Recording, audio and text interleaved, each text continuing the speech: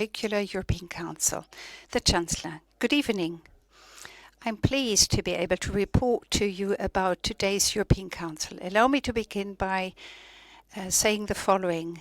It has been a council that has been very well prepared, as has been the case for the last few European Councils. We talked about political questions that have been preying on the minds of all of us and have focused less on textual work. The cooperation in the European Council and today's discussion has once again illustrated how valuable that is. You don't have to focus on commas, on where to place a word in a sentence, but it was very much about focusing on the challenges we need to address. Allow me to begin by making the following point.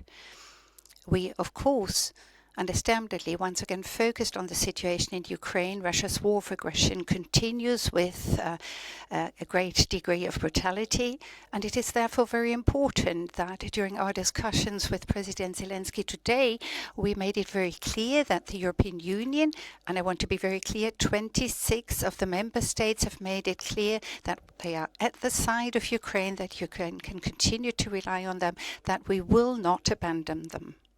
First and foremost, this means that we aim to continue and organize the support for Ukraine by providing weapons and other kinds of assistance, continuing what we've set in motion, especially with regard to the loan that the G7 countries have provided, and the European Union contributes to that, and all the other measures that we have agreed upon. This year, too, Germany will be the country that will provide the greatest share of the support. The upcoming amendment of our constitution will prepare the ground for us to make available 7 billion euros this year for military support. This is by far the biggest contribution here in Europe. And we do this in order to ensure that the country can continue to defend its independence and sovereignty. And this is what we've been talking about. And as the talks are about to take place between Russia and Ukraine, the United States and Russia, and the Ukraine and Russia, and the United States and Ukraine, and all the parties involved. We are grateful to everyone who has contributed in the E3 format, for example, Great Britain and others who have urged for these talks to take place now. And I want to be very clear, not over the heads of the Ukrainians, but also with an eye on their interests. We have the opportunity now, at least as far as the energy infrastructure is concerned, that there might be a truce that can be expanded. This is being discussed now, and it is very good that the Ukrainian president has made the proposal of having such a 30-day-long truce, and that the United States have presented it to the Russians. And we have to do what we can to see that this becomes reality, because that can serve as a basis for us developing a good perspective even beyond this issue for Ukraine. Two things have to be included in that regard. First,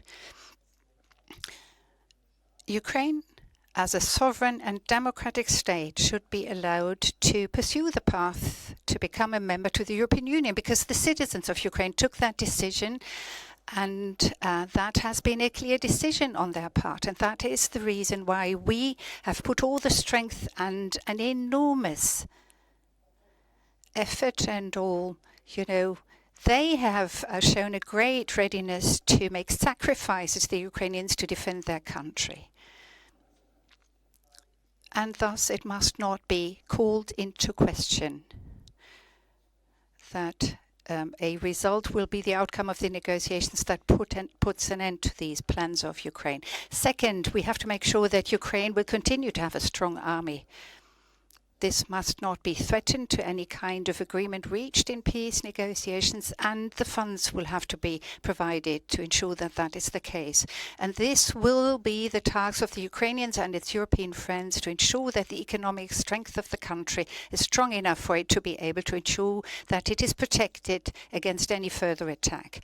And that would be the best and most important security guarantee that we could talk about. As I see it, it's very good that we keep meeting here as Europeans time and again, as we've done today, meeting in different groups and formations in different places, London and Paris, but also on other occasions, as we've done recently, and see our representatives talk to the United States, urging them to allow the process to develop in that direction now. Today, we are not in a position to say how this is going to end, but we have a clear position, and I think everyone is aware of what it is. It is important that we took up again, although less extensively than we did last time we met, the issue of the defense capabilities of the European Union, which means that we have to spend more on defense. Germany is now amongst those countries that spends more than 2% of its GDP on defense. And based on the calculations of NATO, we're talking more than 90 billion euros per year. So this is by far the biggest contribution in the European Union, which is in keeping with the size of my country, but it is more than others contribute. As I see it, the challenge will become clear and visible when you realize that it will be a difficult task to maintain these dimensions and to do even more, as we all see the need for us to do, in order to allow that NATO can acquire additional capabilities in line with the challenges we are facing. So we will have to invest even more than that.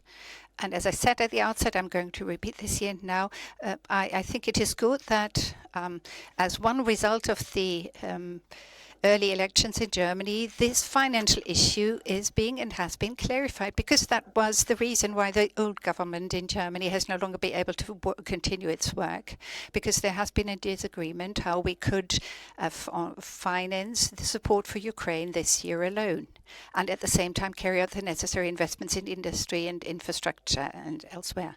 So the decision taken by the German Parliament, the Bundestag, to amend our constitution in order to be available to have more funds available for defense and other important issues.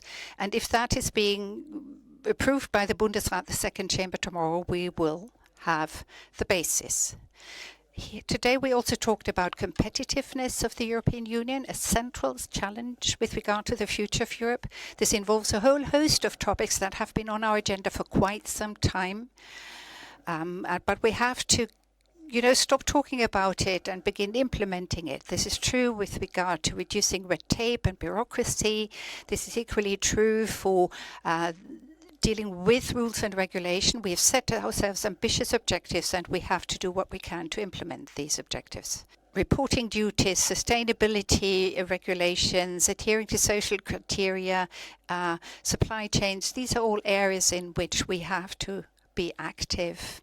There, I believe, ought to be a stop the clock with regard to the regulations and the rules, allowing us for a pause with regard to applying these rules, so that by summer we can ensure that there has been a drastic reduction of the duties upon companies, so that they can tackle the burden, shoulder the burden. And I think it would be a good thing also with regard to the other issues on our agenda.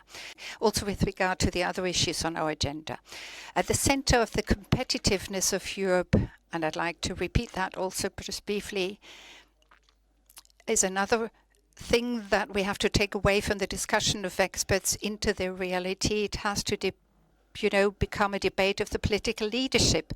And why is that the case? Because otherwise we're not going to make any headway in that regard, and because it's probably the most important question with regard to Europe's competitiveness.